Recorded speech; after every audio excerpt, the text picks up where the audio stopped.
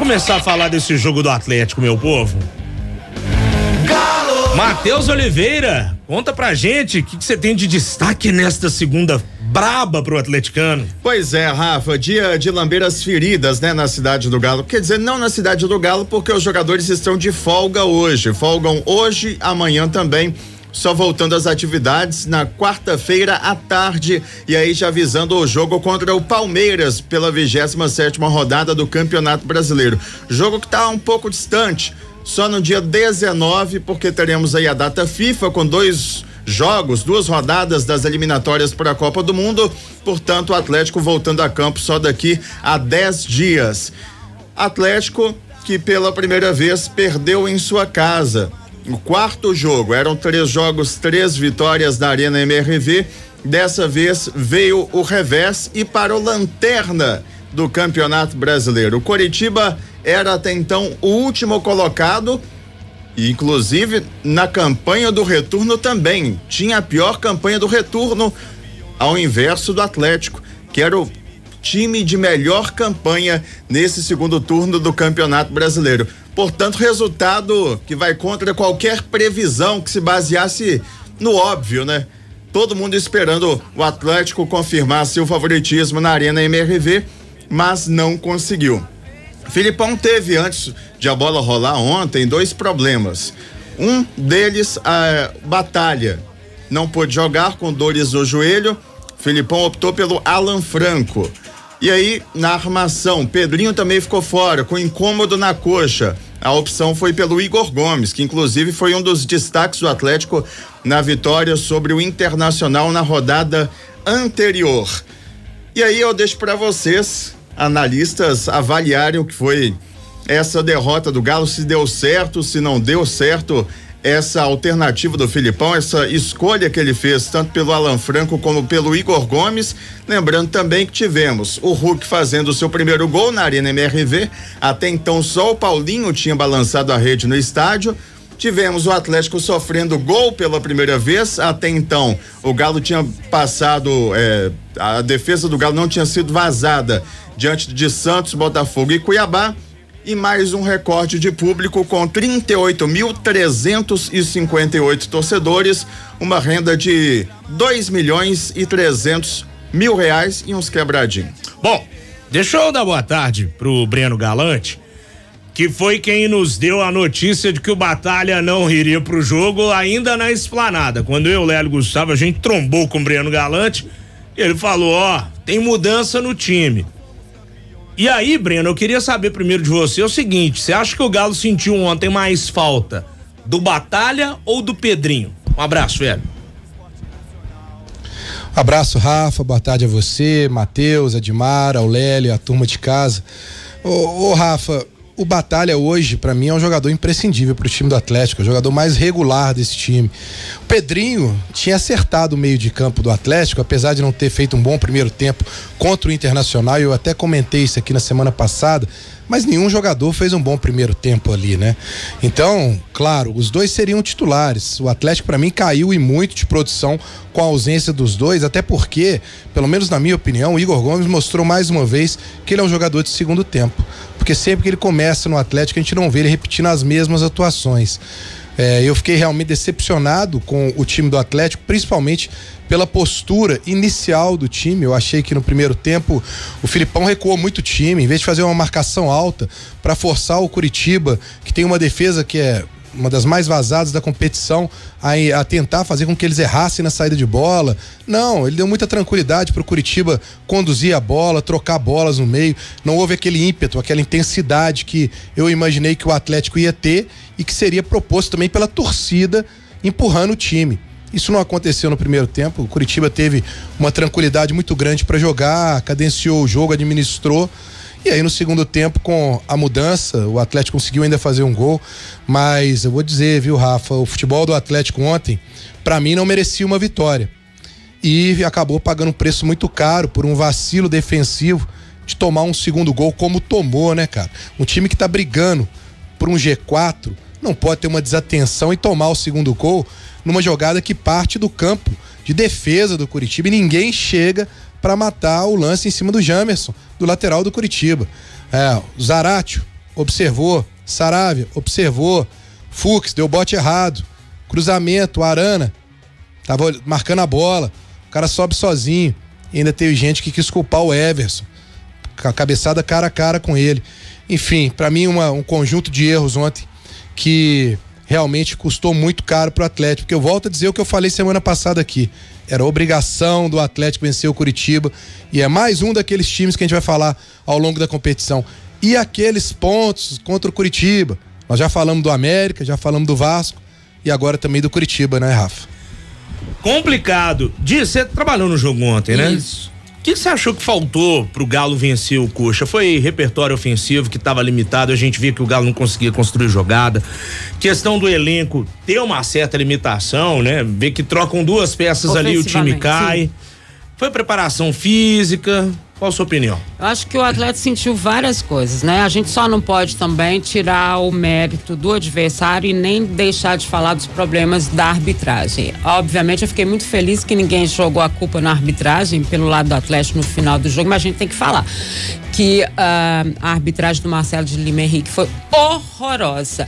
Ele picotou o jogo daquela forma irritante, né? O pessoal, há 5 minutos de jogo, a Giovana, que estava na reportagem, já dizia assim, o goleiro do Curitiba tá fazendo cera o tempo inteiro, e era um que caiu, outro que levantava e não sei o quê.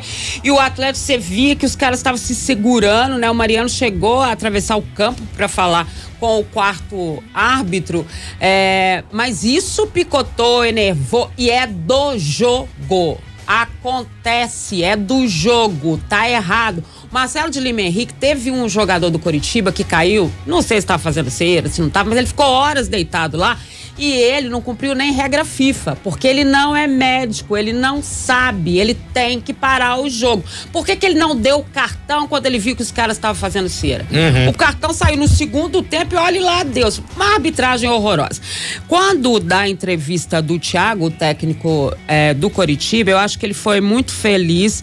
Ele falou que desde o jogo contra o Atlético Paranaense, onde eles venceram o clássico, né? Eles começaram a treinar exatamente no estudo do Atlético, respondendo a uma coisa que a gente sempre fala aqui. O Atlético joga no apoio. O que é jogar no apoio? Tem que ter um outro acompanhar, um outro acompanhar. Eu fiquei a transmissão toda falando, meu Deus, mas não é possível que eles não estão vendo que eles precisam jogar. Era o Hulk saindo sozinho, era o Paulinho saindo sozinho, era, né? Tinha aquela história de querer ali no individual. Então, eu acho que o Atlético obviamente teve erros, a gente já sabia que o Pedrinho não jogaria, que era o Igor, a gente falou aqui, eu sabia que o Pedrinho não estava treinando, não sabia o motivo, não sabia que era contusão, mas sabia que era o Igor que estava treinando. É claro que os jogadores, principalmente no caso do Bataglia, que tem essa regularidade, eles fazem falta, mas um time com o potencial, né, com o elenco que o Atlético tem, não pode ser refém de determinadas situações. Você muda a forma de jogar, muda, mas você tem que ter, né, essa mudança. O Atlético não leu o jogo em momento nenhum. Nada, o Atlético não entendeu o jogo. E o treinador do Curitiba falou, olha, nós trabalhamos o tempo inteiro para diminuir o espaço mesmo, deixar eles não trabalharem, para essa bola não chegar no Hulk, ponto. Então, o adversário também tem os seus méritos, né? No caso contrário, o Atlético teria que ter entendido esse jogo, teria que ter feito a leitura que a gente já fazia durante a partida. E o Atlético não conseguiu ler isso, nem em campo, nem fora dele, nem em momento nenhum. Acontece. É do futebol. A derrota na arena ia acontecer? Ia. Uma hora isso não existe, né? Não tem como ser raciocinado dessa forma. Agora, talvez e acho que tem recuperação, não é o caso e tudo mais, mas a torcida do Atlético, em termos de arena, ela precisa responder alguma coisa que eu não estou entendendo. Você conseguiu entender? Bicho, eu e o Lélio ontem, a gente comentando na arquibancada, não tem a atmosfera de jogo do Galo. Não tem, é impressionante. E aí eu não sei, né, Lelão, ontem, uma coisa é fato, a principal organizada tava com uma punição, não pôde estar presente no estádio, sem instrumento, sem identidade visual, sem fardamento. Ainda assim, nos setores que ela normalmente fica, você tem torcedores que são da organizada que vão com a camisa do Galo, Sim. enfim. Mas, ô Lélio, é um clima, cara, de velório até, porque os gritos eles não ecoam, o pessoal tá mais interessado às vezes em fazer outra coisa do que tá vendo o jogo, aquela atmosfera aquele clima hostil que se esperavam ontem. Fazer um caldeirão.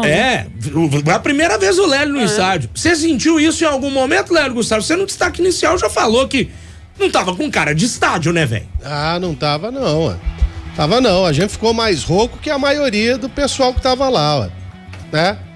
É pra ensinar pra Malu como é que se faz. Mas foi realmente... Gracinha de Malu, gente. Complicado, viu? Complicado, mas o perfil é esse aí. É o torcedor, é igual o nosso chegado falou, né? O pior carro que tinha no estacionamento era o Jeep, né? Então... Pois é. É difícil. É pra quem realmente vai assistir a um espetáculo. E ainda tem aquela situação nas cadeiras, tem até um lugar pra colocar o copo, negócio diferente e tal. É bonito, sim, mas, cara, a torcida do Atlético, me perdoem, a grande maioria que foi lá, mas não é a torcida do Atlético conhecida como a massa do Galo, não é porque era uma torcida que empurrava, que cativava inclusive aos adversários, e esse é Nissan Guanais mesmo, né? Nissan Guanais. Nissan Guanais. Ele acertou. A Arena é o lugar mais simpático que tem no Brasil hoje, porque essa torcida aí não assusta ninguém. Pois é, e o Blues que tá cornetando a gente aqui no YouTube, a gente tá falando que a culpa é da torcida que não grita não, viu, Blues? Não falamos nada disso. Nós só estamos citando um aspecto dentro do jogo. É, uma atmosfera do jogo. Exatamente. Que a atmosfera conta no futebol e muito. Claro. Porque parece, eu não sei se o Lélio sentiu isso, o Malu amou, né? Claro, gostou demais e tal, mas a impressão que dá é que a torcida tá intimidada. Você sentiu isso? Não sei o que acontece, viu, Dimar? Tem alguma coisa ali que não tá funcionando, sabe?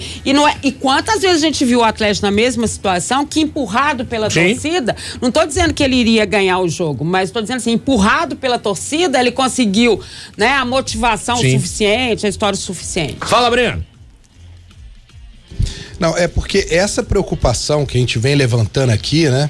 Ontem, após o jogo, conversando com algumas pessoas do Atlético, e hoje eu estive pela manhã na Arena MRV participando lá da palestra que o Erasmo Damiani fez, um levantamento desse período que ele está na base, o presidente estava lá também, eu conversei com algumas pessoas do Atlético hoje também, e eles têm a mesma percepção que vocês levantaram aqui, e a mesma preocupação, que aquela identidade da torcida do Atlético, que leva o time, mesmo com um time que não tem uma grande qualidade, como já aconteceu há alguns anos no Atlético, mas levava o time a vitórias improváveis, aquele espírito da torcida ainda não foi resgatado. Aquela história do Caldeirão ainda não funcionou na Arena MRV, e isso tem preocupado a diretoria, né, em relação a essa questão da torcida. E agora? E a gente não pode nem falar do preço do ingresso, porque você se assusta, né? Com geralmente o borderô anunciado, é que o Atlético ele pega dessa renda de 2.300.000, ele pega 1 milhão, porque ficam 1.300.000 reais nas operações. Como é que vai cobrar um ingresso mais barato? Vai pagar para jogar no seu estádio? Então é uma situação que o Atlético tem que observar aí. Ou então esse borderô do Galo anda muito maluco, né? Para cobrar 1.300.000 reais nas operações. A gente sabe que muita coisa é terceirizada, sim, mas tá pagando muito caro para jogar dentro de casa. Você não acha, não, Rafa? Tá esquisito, né? Porque 1 milhão, e nos 4 jogos foi dessa forma. Um custo alto, né? Um custo muito alto. Muito alto. Até o presidente, o Sérgio, ele falou que tá estudando uma forma de minimizar isso na passagem desse montante para as torcidas, né? Para a torcida, enfim, diminuir o preço de ingressos, exatamente já preocupado com isso tudo que a gente tá falando aqui do torcedor, mas eu imagino que seja muito difícil, porque com uma despesa dessa, tá precisando dar uma olhada, e a gente continua com alguns problemas ainda na arena, né, internet, não sei o que, briri, braró, óbvio, gente, é começo, a gente entende tudo isso, só que isso tá fazendo diferença nas finanças do Atlético. Certamente. E, né, no resultado também, né? Bom, vamos ouvir o que o Filipão andou falando lá na coletiva depois do jogo, Matheus Oliveira? Vamos lá, Rafa. O técnico Luiz Felipe Scolari, ao analisar essa derrota do Atlético para o Coritiba, ele apontou os problemas que resultaram nesse resultado negativo. Bom, nós não tivemos, em princípio, a força que nós sempre tivemos de marcação de meio campo, onde nós, nos últimos 5, 6 jogos, tivemos uma postura muito boa, defensiva e de posicionamento, para que o adversário, mesmo com posse de bola, não tivesse a chance. Hoje o adversário, sem muita posse de bola, teve as chances, porque nós oportunizamos, nós cometemos uma situação de que tentávamos atacar de qualquer maneira, ou sem a concatenação que nós já tínhamos em outros jogos, e foi o que eu disse, nós erramos hoje, nós pagamos um preço, e independente de alguma coisa de A, B ou C terem jogado melhor ou pior, foi um erro nosso de postura que possibilitou ao Curitiba a vitória em todos os sentidos. Nós não criamos o que vínhamos criando, que era, quem sabe, 1 ou 2 ou 3 ou 4 chances. Podíamos ter criado essas mesmas chances em outros jogos, que fazíamos o gol, ou que dificultávamos o gol para o adversário. Hoje nós oportunizamos os 2 gols para o adversário. Então foi um erro nosso e a gente paga o preço. Luiz Felipe Scolari, que também falou sobre a dificuldade que o Atlético teve ofensivamente diante da pior defesa do Campeonato Brasileiro, a do Coritiba, que já sofreu 54 gols. Não é porque eles têm a defesa pior, coisa e tal, não é porque muitas vezes a gente tem que analisar que se nós queremos jogar, abrir, se nós queremos ser a equipe que mais propõe o jogo, nós temos que saber muitas vezes que isso em casa vai nos dificultar alguma coisa, porque nós não temos esses jogadores totalmente criativos que as pessoas entendem, que pensam que é assim. Nós temos capacidade muito boa, e dentro daquela capacidade temos que nos adaptar a uma situação, e às vezes corremos mais risco, como no dia de hoje, porque tínhamos o Otávio junto com o Alan, depois tiramos o Alan e colocamos o Zé, e são jogadores que vocês podem olhar pelo porte físico, baixos, são jogadores que podem criar alguma coisa, mas que não tem a característica principal de uma marcação forte.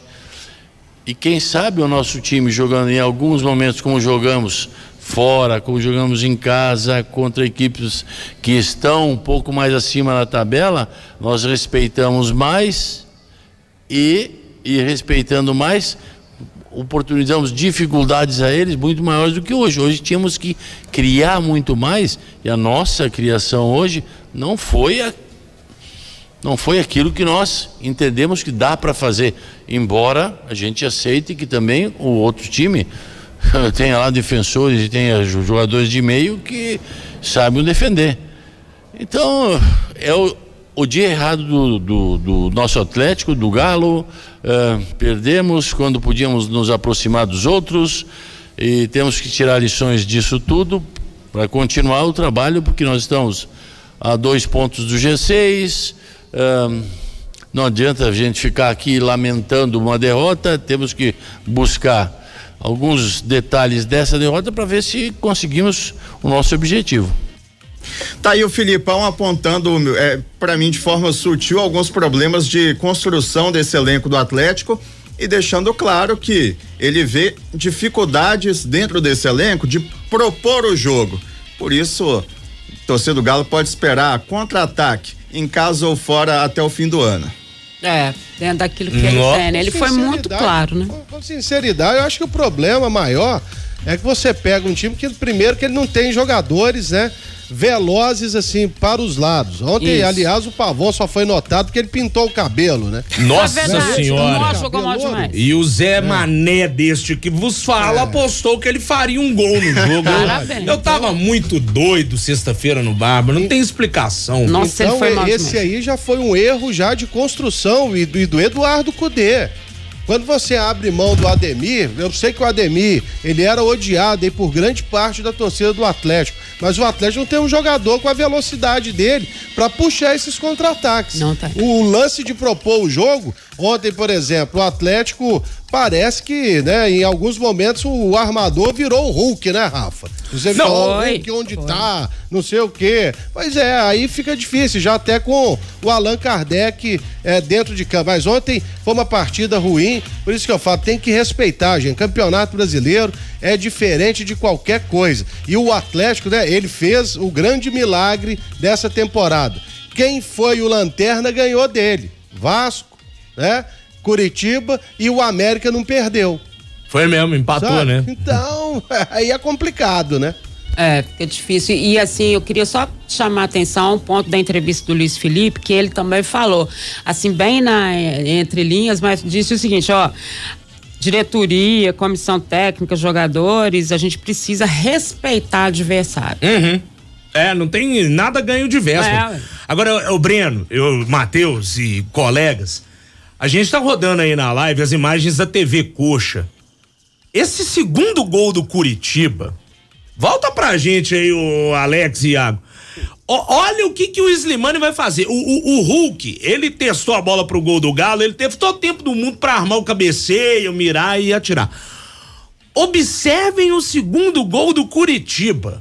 O Slimani, ele tem 3 horas pra poder pensar no que faria. Vou dar o peixinho. Primeiro essa coisa ridícula aí que ninguém para o cara. Olha isso aí. O cara flexiona o joelho e demora 6 horas pra cair, pra cabecear. E ninguém marcando o jogador do Curitiba. Ele passou por 4, né? É um negócio absurdo. O carrinho do Bruno Fux, hein, o Breno Galante? Ele vai virar mesmo igual o Pedro Botelho contra a Chapecoense lá em 2015, hein?